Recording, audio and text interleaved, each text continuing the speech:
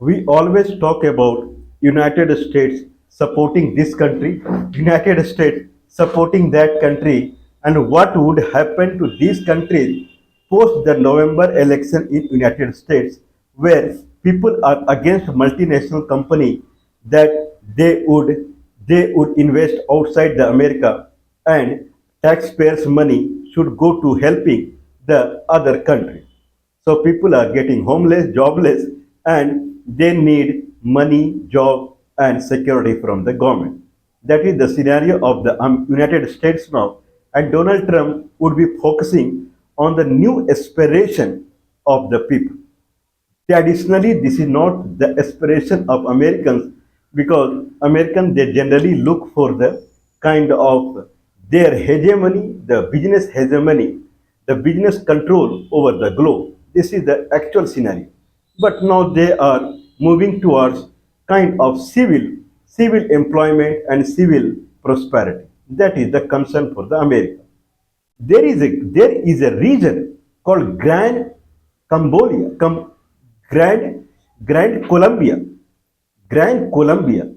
So America, North America, South America, western part of North America, Central America, western part of North America, Central America, and full South America, except Brazil, and then the islands like Cuba and West Indies. So these islands that is part of more or less Central America, and then eastern part of western part of North America, Central America, and full South America except Brazil.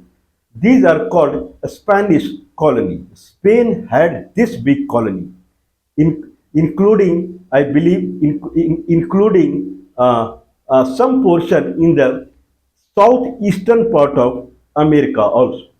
So that much, but full like Texas, Nevada, and Utah, and then California. So New Mexico, Arizona. So this kind of region that falls in western part of America, and then including the Central America, that is like Guatemala, Costa Rica, Nicaragua, El Salvador, and this kind of country, and kind of Honduras, and then full South America, excluding Brazil. This is full a Spanish colony. In that there is a region called Grand Colombia.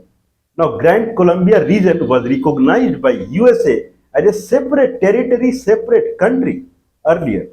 And then this Grand Columbia, now finally this region became part of many countries. Panama, Colombia, and then Panama, Colombia, north part of Peru, Ecuador, Venezuela, western part of Guiana, and northwestern part of Brazil. That part was Grand Colombia. Now we are talking about the relationship between America and Venezuela. So Venezuela is one of the very less chance in America, North America, South America being a socialist country, communist country. So Cuba is a socialist country in that Caribbean island. So Caribbean island and Central America or Latin America, they are near to each other. So Cuba and Venezuela. Venezuela is considered as a socialist country. America-Venezuela relationship was very good till 1999. Carlos Andres, and these people, Carlos Andres and Rafael. So these were the head of the state prior to 1999 in Venezuela. Till then, America relationship with Venezuela was very nice. And post that, Hugo, Hugo came into the picture in 1999, and then 2013. Then one Nicholas came. So from 2013, he is head of the state, Mr. Nicholas, and Hugo from 2000, 1999. So these two are kind of socialist leader, and then it is something like Venezuela America relationship. It started becoming, means it started breaking only day by day. 2002, it is said that there was a coup against the government to topple the government in 2002. And Hugo, he considered George Bush, who he was president of America, he is responsible for this coup to topple the government in Venezuela, whatever it is. America-Venezuela relationship, it started soaring day by day. And in 2008, Venezuela asked US ambassador in the Venezuela to go away. In 2009, it asked three of the delegates, US delegates or US representative or US diplomat high level to go away. In 2014, when Nicholas came into the picture, then he officially announced to close the relationship between America and Venezuela. They completely dissociated with America. They closed the relationship with America. There is a country, Venezuela, in South America. Why Venezuela is in news? When Russia is leading a group, Russia is leading a set of nations called BRICS nation. In BRICS nation earlier, Russia, India, China, Brazil, and South Africa, they were part of BRICS nation. Now BRICS nation it is led by Mr. Vladimir Putin. Now 32 countries are in BRICS nation. In that, Venezuela also gave application to join the BRICS nation, and Venezuela came into the picture somehow in the global politics. But Brazil does not like Venezuela somehow.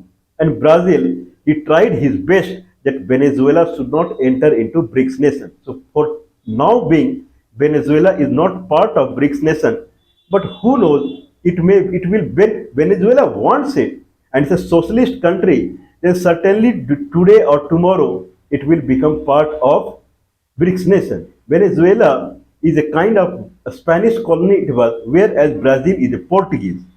So that is the difference. I don't know what is the other difference, but this is how it is.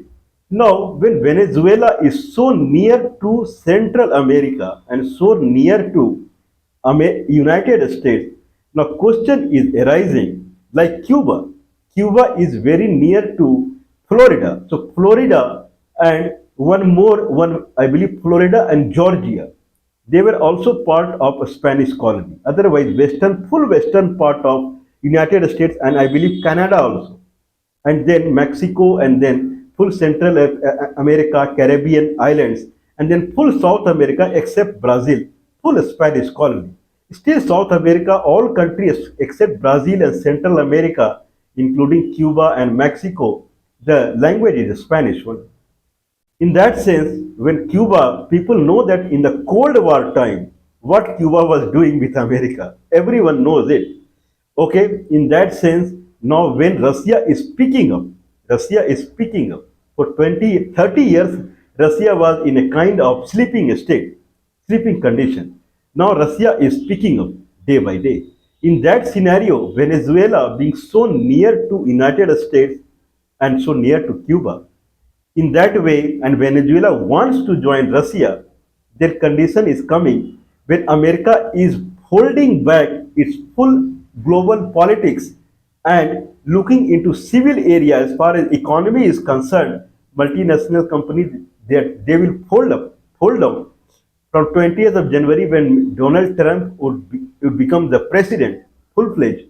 In that sense, if that is the case, then if Venezuela, means for God's sake, Venezuela should not become a kind of Waterloo for United States, because Venezuela wants it, Russia wants it. Then how long Brazil would stop Venezuela to be part of BRICS nation? In that sense, then it will become very difficult for America. I don't know what would happen, but sometime you like someone when he is friend of your enemy. In that sense, America certainly has to promote Venezuela the way it had promoted Ecuador. Ecuador, El Salvador, these are the countries that America always promoted so that they should not become ally of Soviet or now Russia. So this is the situation of Venezuela. What we believe is that America should open some of its computer port to the few nations which are highly required. But anyway, prosperity of Venezuela is topmost priority that should be taken care by either Russia or America.